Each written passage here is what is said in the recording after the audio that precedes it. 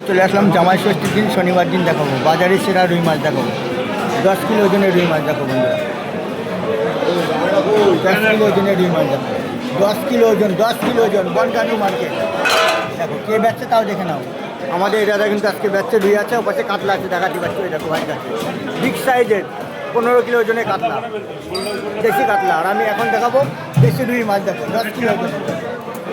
10 kilo ওজনের দেখো দেশি রুই মাছ দেখো এটা কিন্তু বন্ধুরা রুই মাছ দেখাচ্ছে চলে আসলাম বনগা নিউ মার্কেটে ভালো করে দেখো রুই মাছটা দেখো 10 কিলো ওজনের রুই মাছ আজকে জামাই ষষ্ঠীর দিন জামাই খাওয়া মাছ তাও বলছি